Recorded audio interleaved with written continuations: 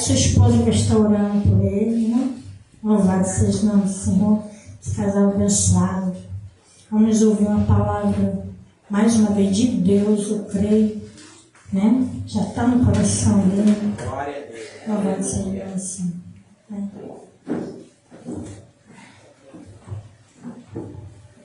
Cumprimento a igreja com a paz do Senhor. Amém.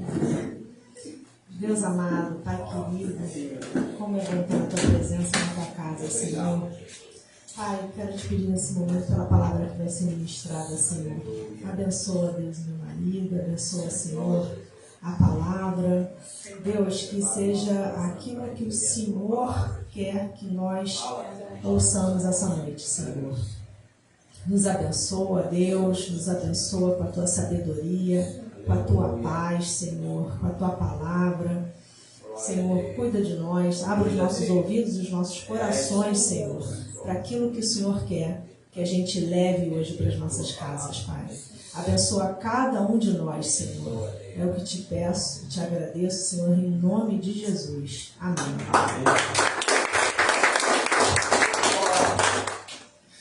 Boa noite, igreja, a paz. Vamos abrir a Bíblia no Evangelho de Lucas, capítulo 22, versículo 44. Lucas 22, 44.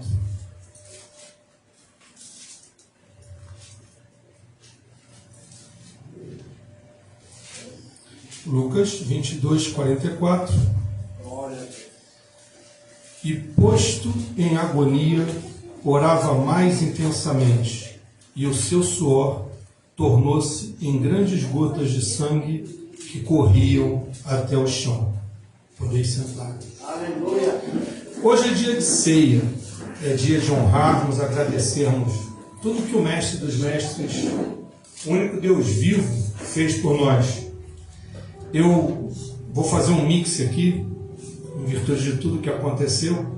Eu tinha preparado uma palavra, mas na verdade, diante de tudo que aconteceu aqui, do mover do Espírito, que já desde o início do culto se faz presente, eu vou fazer uma mistura que vai dar certo. Eu gosto muito do livro de Isaías. Isaías 53, ele traz uma profecia messiânica. E para quem, assim, os evangelhos eles repetem como foi a dor e o sofrimento de Cristo. Mas Isaías, bem antes de tudo o que ia acontecer, ele fala a respeito da agonia de Jesus Cristo, como seria a vida do Messias, como seria sofrido, como ele receberia os nossos pecados e como ele se doou por nós como cordeiro indo para o abate. Então eu gosto muito de Jeremias. E a gente olha para a vida de Jesus e a gente vê que Jesus, nessa passagem, ele sabia da missão que ele tinha que cumprir, ele sentia agonia nessa missão que ele tinha que cumprir, mas ele cumpriu. E no final da missão ele diz que no mundo tereis aflições, mas eu vim e venci o mundo, eu sofri agonia porque eu era homem. Eu gostaria de compartilhar com vocês hoje, vendo que um pecador se arrependeu e voltou para a casa do Senhor, misturando a vida dos apóstolos com o olheiro, que é um hino que a gente tem cantado muito aqui, e a gente cantou e louvou na marcha para Jesus. Como é que a gente consegue olhar esse processo de santificação, passando pelos apóstolos, caminhando com Cristo, e vendo como é que a gente é barro na mão desse olheiro? Logo que eu me converti, eu me lembro que eu fui ler Jó. E aí eu lendo Jó, amarradão, e queria chegar logo no final, saber como é que ia terminar aquilo e tal. E assim, eu li Jó, não contente, Eclesiastes, e para aliviar um pouco, eu fui para Provérbios e Salmo. E aí uma pessoa mais antiga na igreja falou assim, toma cuidado, isso é coisa do demônio, hein? Te colocando para ler Jó. Você devia começar pelo Novo Testamento e por João, porque senão você vai se afastar. E eu virei e falei assim, como é que pode, né? 27 anos, criado no Evangelho, o rapaz, e ele critica que eu estou lendo a Bíblia por Jó. Caramba! Mas ele tinha uma coisa legal. Hoje eu consigo ver que a intenção dele, apesar de insensível com quem estava novo na fé, é que ele queria mostrar de cara esse Deus maravilhoso, o nosso Jesus Cristo. Porque no Evangelho de João, você tem vários milagres, você tem um código moral e um exemplo de conduta, paixão, amor. O livro de João é maravilhoso. Logo no primeiro milagre, João 2:1-11, ele transforma água em vinho. Primeiro milagre, bodas de Canaã. A gente pode pegar e ter como um exemplo o seguinte: ele estava presente na festa, ele estava como um dos convidados, ele foi chamado para a festa e ele deu o melhor presente para os nubentes. A gente tem chamado Jesus para a nossa festa? Aleluia. Ou a gente compartilha esse momento de ceia e na segunda-feira já esqueceu?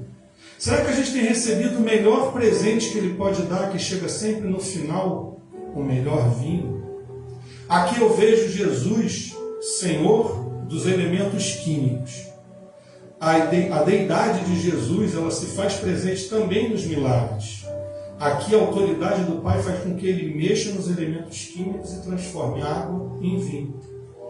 O segundo milagre é a cura do filho de um funcionário, está em João 4:43-54. Aqui Jesus rompe com a noção de espaço, de longe. Ele, Jeová Rafá, curando alguém enfermo à distância. Para ele não existe limite, não existe impossível. E ele lembra para a gente aqui da autoridade que ele tem para curar até mesmo à distância. Depois ele cura um paralítico, está em João 5:1-18. Aqui não se trata da cura, não se trata nem do desrespeito, porque as autoridades da época falaram que ele não podia curar no sábado um paralítico há 38 anos. E aqui ele mostra que ele está acima da lei dos homens, ele está até mesmo acima da lei que foi entregue para Moisés, se for para glorificar e honrar o nome do Pai. E ele cura um paralítico. Depois, João 6:1-15, ele alimenta uma multidão. Ele é o Deus da quantidade. Lá em cima era da qualidade, o melhor. Aqui é da quantidade, não existe limite. Ele alimenta uma multidão de 5.000 homens, fora mulheres e crianças, que não foram contadas. Então, para ele não existe limite. Ele vai fazer a provisão chegar. Ele é Jeová Jireh. Aleluia. Em João 6:16-21, ele anda por sobre as águas. Ele é o único Deus que domina as forças da natureza. Só ele, ninguém mais. O sexto milagre é maravilhoso, João 9:1-41. Ele cura um cego de nascença. Hoje eu fiquei até pesquisando, porque na hora que eu falei assim, falei com um amigo meu, é impossível a medicina reverter uma cegueira de nascença. Ele falou, cuidado, Beto, porque já existe um trabalho de higiene que começou em 2021, que conseguiram um transplante de córnea com chip, que a pessoa voltasse a enxergar. Eu falei, desculpa, na minha ignorância eu te diria que é impossível. Porque se não houve sinapse, se essa pessoa não construiu no cérebro as sinapses de visualização, não pode um transplante de córnea por si só trazer a visão plena. Mas, vou pesquisar, eu pesquisei. O que se consegue é, com esse transplante, que a pessoa tenha flashes de luz, vultos. Ela não vai saber o que é um girassol, porque ela nunca viu um girassol. Por mais que você descreva para uma pessoa cega, agora um girassol é assim, amarelo. Ele não sabe se é de nascença, ele não sabe o que é amarelo. Quando faz a cura do cego, ele voltou a enxergar. Aleluia. Jesus restaurou plenamente aquilo que era impossível de ser restaurado. Então, na cura do homem cego, eu queria te dizer que só Jesus nos dá a visão plena e tira os obstáculos que nos serve. Aleluia. Vou repetir. Só Jesus nos dá a visão plena. Até aquela visão que a gente não tem. Aquela que nunca existiu. Aquela que a gente nunca teve capacidade de entender. Ele dá e restaura. Ele restabelece. Por último, João 11, 1,44. Jesus vence a morte. Ressuscita Lázaro. E aí eu paro e falo o seguinte, pô, caramba, esses caras, com todo respeito, andaram com Jesus, presenciaram milagres, esses milagres os caras estavam juntos, brother, lado a lado, eles viram acontecer. Como é que na hora que vai dar ruim, esses caras somem? Porque assim, se eu sei que tem um cara que há 38 anos é paralítico, e o mestre dos mestres faz o cara andar, se eu estava lá com um peixe na mão, pão que foi para eu conseguir recolher de um menininho, e eu vejo alimentar a multidão e sobrar cesto, se eu provei o melhor vinho, como é que na hora do aperto eu não chego dando uma voadora por trás? Ele vai ter que ir para a cruz, mas eu não posso me conformar. Como é que eu passo e nego para uma mulher que não tem autoridade de me prender? Não conheço. E na hora que ele me fita e vê eu passando, porque o olhar se cruza, e ele tinha falado pouco tempo no andar de cima, no cenáculo, tu vai me negar, cara. E aí eu olho para esses apóstolos, e por que eu faço a correlação com Jeremias? Era barro. Eu vou falar uma coisa aqui que eu não quero que soe como heresia. Mas eles não eram vaso. Eles tinham forma de vaso. Eles pareciam vaso. Eles tinham chegado na secagem. Daqui a pouco a gente vai falar desses processos de fabricação da olaria. Mas eles só se tornaram vaso de honra em Pentecostes. Quando o fogo desceu. Aí a sombra cura, a palavra converte. E por isso que eu gosto da correlação com Jeremias.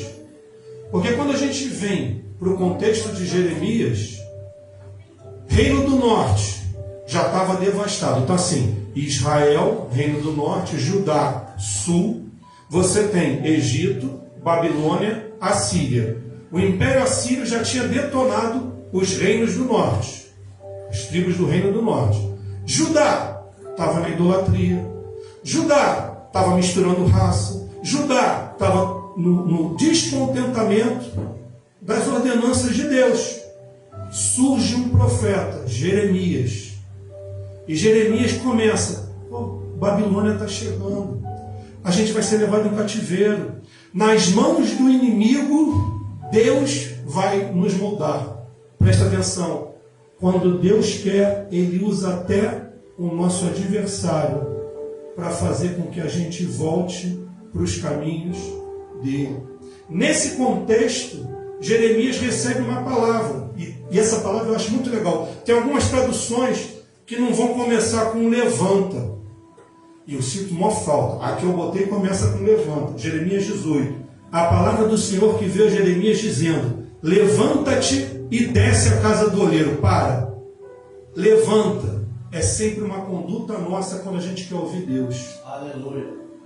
É uma conduta nossa. Mas na caverna foi um sussurro, mas estava na caverna. Estava esperando. Tem sempre uma conduta. O levanta é para a gente. Levanta-te e desce. Para ouvir a palavra é sempre humildade. Desce. Desce a casa do oleiro. Pelo menos eu gosto de pensar desse jeito. E lá te farei ouvir as minhas palavras. E desci a casa do oleiro, e eis que ele estava fazendo a sua obra sobre as rodas. Como o vaso que ele fazia de barro se quebrou, na mão do oleiro, tornou a fazer dele outro vaso, conforme o que pareceu bem aos seus olhos fazer. Então veio a mim a palavra do Senhor, dizendo: não podereis eu fazer de vós como fez esse oleiro, ó casa de Israel?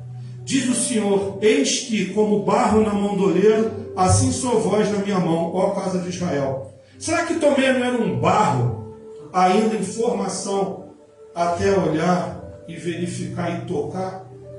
Será que Pedro não era um vaso ainda em formação até tu me amas?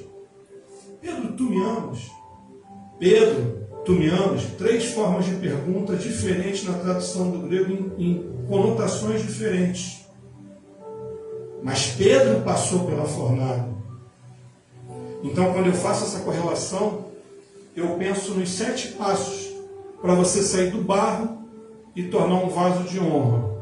Não por acaso, na Bíblia, existe um estudo, uma mística a respeito dos números na Bíblia. Nada esotérico, mas você tem as aplicações dos números que se repetem na Bíblia. O 6 é um número imperfeito, é o nome do homem. O 7 é o número do fim de ciclo, é o número da perfeição, é o número do complemento, daquilo que se acabou, o ciclo de 7. E por aí vai, 40, 4. Mas o 7, ele diz respeito às 7 etapas do barro. Pensa só, Jesus escolhendo os apóstolos, Jesus escolhendo Patrick, Jesus escolhendo Beze. A gente pode até achar, num primeiro momento, que é a gente que escolhe. A gente pode até achar, num primeiro momento, ainda lá no início da nossa caminhada com Deus, que a gente tem livre-arbítrio para escolher. Hoje a gente não vai falar de Armínio e de Calvino. Hoje a gente vai dizer simplesmente o seguinte: existe uma porta muito grande. Nela está escrito assim, ó, entre se você quiser. E aí você abre a porta e entra e fecha. Quando você chega do lado de dentro e olha para ela, está escrito assim: eu sempre soube que você traria. Então, se você acredita que Deus te elegeu, predestinou, bem-vindo, estamos juntos. Se você acredita que não, fui eu que decidi chegar, estamos juntos. O que importa é que a gente está na caminhada junto. Então, na hora que a gente fala, Jesus escolheu os apóstolos, Jesus nos escolheu, a primeira etapa do vaso é escolher o barro. Barro não é vaso. Na geologia existem 200 espécies e pouquinhas de barro. Só 8 podem virar argila. Barro limpo, pronto para moldagem. Pô, mas então tu está dizendo que Deus veio para todos, que todos somos criaturas de Deus, mas nem todos somos filhos de Deus? Estou dizendo para você que nem todos somos filhos de Deus e co-herdeiros em Jesus Cristo. Seja porque alguns acreditam em predestinação e Deus disse quem serão os seus escolhidos, seja porque outros, aqueles que acreditam no livre-arbítrio e no discernimento, não querem caminhar. Mas a gente está aqui, a gente está aí. E se a gente está aqui, se a gente está aí, se a gente se questiona, isso que é o barato. Se a gente se questiona se a gente é escolhido ou não, é eleito ou não, é porque a gente é, porque o Espírito Santo já está incomodando. Porque o cara que não é, ele não está nem aí. Ele está em Jeribá tomando um açaí com granola depois de 3 cachaças de um pagode. Está tranquilo. É a escolha dele. Até o dia que o Espírito Santo, se for da vontade do nosso Deus, virar e falar: chega, volta para mim. Como falou contigo, como falou comigo. Acabou, pô. Acabou tambor, acabou charuto, acabou maçonaria, acabou Rosa Cruz. Acabou qualquer coisa, sou eu, e eu vou preencher. Só que, filho, tu ainda é um barro imundo. E aí tu vai para a segunda fase. O segundo passo é a limpeza. Eu vou tirar, eu vou peneirar, eu vou tirar as pedras, eu vou tirar o que tem de sujo, eu vou te purificar, eu vou tirar as raízes, vou tirar. Foi assim com os discípulos, foi assim com os apóstolos, é assim com a gente. Quando a gente vem sujo, a gente vem imperfeito. A gente vem querendo... Ah, meu Deus, eu preciso conhecer mais, eu quero conhecer mais, mas a gente está sujo. E aí é legal, porque o barro agora ficou limpinho. Tirou o pedregulho, tirou lá aqueles fiapos maiores. Aí tu fala: pô, perfeito, agora eu vou virar vaso. Não. Porque vai ficar pior. Tu vai passar. Se for num método manual, é amassado, sovado para tirar o ar, bota água para amolecer. Olha o coração duro sendo amolecido pela palavra. A mulher samaritana, que está lá em João também. Lá não foi milagre, mas ele sabia da vida dela, comoveu. E os vasos que ela carregava, os cântaros, ela largou. Ela foi buscar a coisa mais preciosa para ela, que era água para beber, da sobrevivência. Mas ela ficou tão feliz quando recebeu a notícia da água da vida que transforma, que ela largou os cântaros e foi comunicar: gente, ele é o Messias. E ali também tem uma parte, eu estou fugindo, mas eu vou voltar. Ali tem um negócio muito bacana, que é onde a gente deve adorar. É em Maria Joaquina, é na Barra da Tijuca, é em espírito e em verdade. Aleluia. Glória. É de coração. E aí o terceiro passo, voltando, é maromba e cilindro. Maromba é um negócio tranquilo. Tu bota o barro, que já está um pouquinho amolecido, e vai triturando mais as pedras que tem, vai amassando mais, e pelo cilindro sai uma coisa mais ou menos uniforme. Mas o barro, ele é amassado, e agora ele vai para um período de curtição. Lembra quando na tua caminhada você começou, depois dos primeiros desertos, você começou a questionar: será que eu estou no caminho certo? Será que isso é para mim? Será que eu devo seguir isso? Será que eu não estou sentindo mais, estou frio? Aí alguém vira e fala assim: vê lá em Apocalipse, o anjo diz para a igreja de Éfeso: volta ao primeiro amor. E eu acho que eu perdi meu primeiro amor. Nesse momento de curtição, o barro é submetido a um longo tempo sozinho. Ele pega uma lona preta, fica coberto ali, e ali, mesmo nesse tempo de curtição, você está começando a tirar o restante das impurezas que tem. No caso do barro, você quer tirar partículas orgânicas, como animais e tal, que vão morrer, e você quer tirar as bolhas de ar, o ar, porque isso no forno não vai aguentar. A gente, como barro na mão do olheiro, ou seja, salvos na mão de Deus, a gente também passa por momentos em que a gente está mais frio, em que a gente está ali decantando e tal. Aí, finalmente, a gente agora vai para a mão do olheiro. Pegou o barro, bota nas rodas. A de baixo gira, a de cima um pouquinho menor. Ele vai e ele vai moldando, vai ministrando água, vai moldando, e ele dá a forma do vaso. Na nossa vida também foi assim. E é assim na nossa caminhada. Fez um vaso lindo. Fez vaso lindo ou deu forma ao barro? Deu forma ao barro.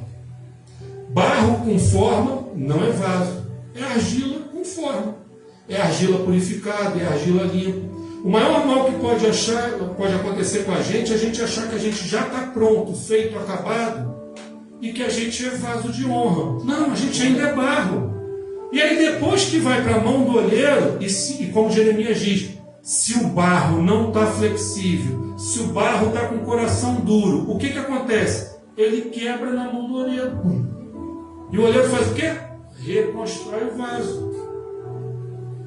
Nas mãos do olheiro, ele vai tentando a toda hora dar forma. Se a gente está mais duro, ele vai... E olha, a pior coisa que pode acontecer é você permitir a forma, e quando vai para a secagem, antes de entrar na fornalha, você não aguenta por algum motivo, alguma imperfeição tua, e você quebra. Para onde tu vai? Lá para o início, junto com a argila que saiu com barro, que saiu do barranco, que vai virar argila para ser decantado, misturado, o processo começa todo de novo. E é assim na nossa vida. Quantas vezes a gente já não caiu? Quantas vezes a gente já não malversou uma palavra que a gente não queria ter falado? Quantas vezes a gente não chegou para um filho nosso e mandou uma palavra maldita? Maldita, no sentido de não era para ter empregado daquela forma, e foi: tu é burro, não vai nunca ser nada na vida. Olha que sentença maldita. Depois da secagem, quando ele está achando e se achando, ele vai para o forno. O forno da olaria é uma coisa às vezes maior do que a igreja aqui. Ele dispõe todas as peças dentro, lacra no forno, tu não sai, filho. Ficou um pouco quente, não tem porta. Ai meu Deus, vou lá fora pegar um arzinho. Lacrou tudo. 850 graus. Primeira queima 24 horas. Depois mais 22 horas. 850 graus. Chega a ficar incandescente lá dentro. Abre o forno, 24 horas para esfriar. Pega a peça. Opa, vaso. Aquele barulho seco, esse aqui volta para lá e quebra ele. na fornalha, pode ser que a gente não passe. E aí, isso é cíclico. Tem gente que gosta de fazer uma correlação dizendo o seguinte: então eu vou passar pela fornalha no julgamento final quando eu vou para a glória. Não, isso aqui é em tudo na nossa vida. Cada dia pode ser um dia de transformação. É simbólico, mas as lições que a gente aprende disso e que os apóstolos aprenderam, até a igreja de Atos 2, eles estavam caminhando e eles foram transformados, eles foram tocados. Mas as lições que a gente tira são as seguintes: apenas Deus tem o poder para guiar a nossa vida, conforme Jeremias relatou. Nós não somos nada. É Deus que determina tudo o que vai acontecer. Aleluia. 2, nós somos o barro. E como eu disse, existem várias espécies de barro. Nós somos barro escolhido e separado por Deus para servir e frutificar para o reino. Se você pegar a parábola dos talentos, servo infiel, te confia o talento.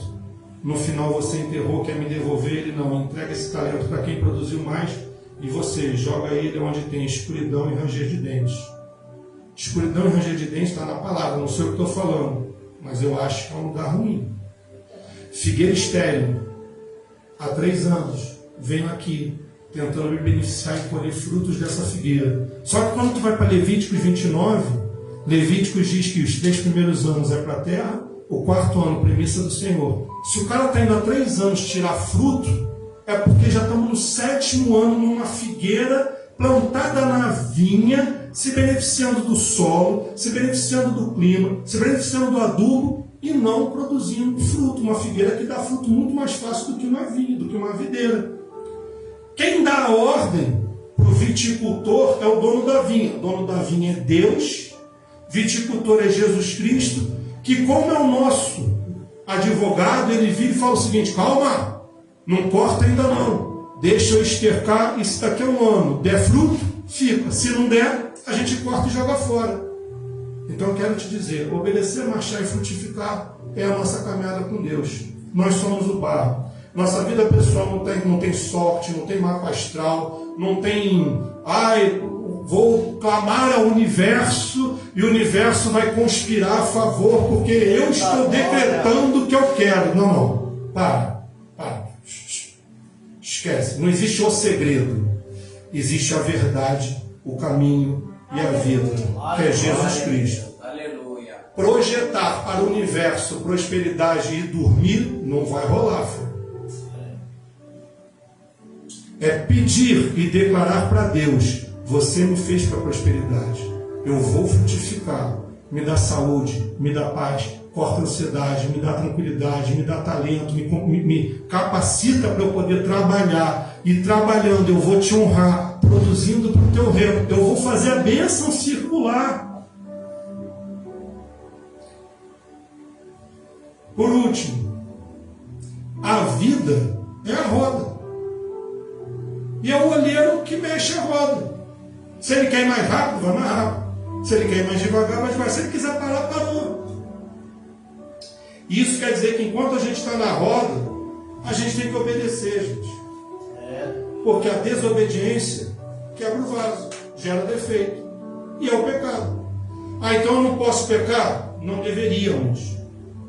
É impossível? É, porque a gente é imperfeito. O pecado adâmico está na nossa essência de pecado, lá de Gênesis. Mas a nossa essência divina de criação, de semelhança com Deus, também está aqui. Existe um pequeno defeito, que foi o Adão. A gente vai acertar com ele quando chegar lá no paraíso. Fala: irmão, eu moro, suei, tive que trabalhar por tua causa. Não adianta começar de novo não, já que tu está esclarecido, não foi Eva, não foi serpente, foi tu que deu mole. Eita glória. Mas estamos juntos. Mas podia ter sido mais fácil. Então assim, a desobediência, ela vai estar sempre presente e tal. Só que, como eu tenho a essência divina dentro de mim, o que eu tenho que alimentar? Mais dessa essência divina. Porque eu alimentando mais dessa essência divina, eu mortifico a carne. O que eu tenho como alimento da minha essência divina? O Espírito Santo. Se enche do Espírito Santo. Glória. Quanto mais preenchido do Espírito Santo, mais barro flexível, quebrantado. Quanto mais flexível, quebrantado, mais usado por Deus. Quanto mais usado por Deus, tu passo a passo largo na fornalha. Porque Ele está contigo, porque Ele falou que no mundo tereis aflição. Mas eu venci o mundo. Tem de bom ânimo. Eu vou para que outro venha para passar contigo pelas fornalhas da vida. Então, resumindo, os apóstolos eram barro. Não tinha ninguém melhor do que a gente. Eles só têm uma coisa melhor do que a gente, do que alguns. Eles viram todos aqueles milagres. Mas posso te falar? Eu já vi alguns milagres. Quando o Yuri, meu filho, me deu o primeiro abraço, fechando a mão aqui atrás do meu pescoço, foi um milagre. Quando eu socorri uma pessoa andando a 160 por hora na Avenida das Américas, que tinha tomado alguns remédios para se matar, e consegui ver que ela fez a lavagem primeiro, e que uma coisa que poderia durar no dia seguinte já estava de alta, foi um milagre. Quando eu conheci o pastor Nilson, foi um milagre. Quando eu reencontrei a Karine, minha esposa, que foi o primeiro beijo, ela presbiteriana e eu, cabelo oxigenado, maluco do mundo. Claro que a mãe, zelando por ela, a gente ainda muito pequeno, falando: não, esse garoto é marginal, te afasta dele. E 27 anos depois a gente se encontra. E Deus permite restaurar os sonhos que foram perdidos. Só que com uma diferença. Dessa vez, com a presença de Deus. Eu com São Jorge enorme no carro quando eu reencontrei ela. Da egrégora de Jorge, maçonaria. E a gente entrou no carro e saiu. Eu queria levá-la para passear, levei para passear em Penedo. Quando chegou lá na subida de Visconde de Mauá, eu falei: pô, essa loja aqui é muito boa, gnomos, duendes. E ela virou e falou assim: pô, isso não diz nada para mim. Aí, quando a gente voltou, ela falou assim: cara, quando chegar em casa, pensa, Deus é muito mais simples do que tudo isso, do que anéis, do que incenso, do que gnomos. Avalia. Olha o barro sendo transformado. E o Espírito Santo usando ela como olheiro. Às vezes a gente é usado como olheiro na vida do outro. E na hora que ela falou isso, eu tinha um quarto lá em casa desse tamanho aqui, cheio de bagulho, adaga, cristal. E ela virou só falou isso: Deus é mais simples do que isso. Você acha que você precisa de tudo isso para falar com Deus? Eu quero defender Jorge. Né? Aí ela: não, conversa com Deus. Quando eu cheguei em casa, eu abri a porta, olhei, aí falei assim, fui dormir. No dia seguinte, quando eu acordei, chamei minha empregada, minha secretária, que era evangélica, livre. Entra no quarto. Não entro nesse quarto de jeito nenhum. Tinha vela, tinha um monte de coisa. Eu falei: não, é para jogar tudo fora, não quero nada. Ela olhou e falei: tudo. Pede para o porteiro subir, pintar, abrir a janela, passar uma palha de aço no chão, um tacolato, alguma coisa. Eu vou fazer um escritório aqui. Aí ela: Seu Antônio, mas tem anel de ouro, tem as adagas, tem as imagens que o senhor comprava. Tinha escultura grande, né? Que ela sabia que era caro. Eu falei assim: tu quer alguma coisa? Ah, Deus me livre. Então, joga, tô mandando jogar fora, joga fora. Ligou para minha mãe pegar algumas esculturas lá, que minha mãe ainda acreditava nisso, depois ela se converteu. Ele entrou. Mas olha, volta e meia eu fui para a fornalha. Volta. Aí passava, volta. E aí, vamos voltar quantas vezes for necessário, mas a gente não desiste. Eita glória. A gente olha para frente, sabe para onde vai e continua. Assim como eles continuaram e receberam em Pentecostes o fogo consumidor, a gente todo dia tem a possibilidade de receber esse mesmo fogo, porque ele está aqui, ele está na gente. É só alimentar. Obrigado pela oportunidade. Deus abençoe.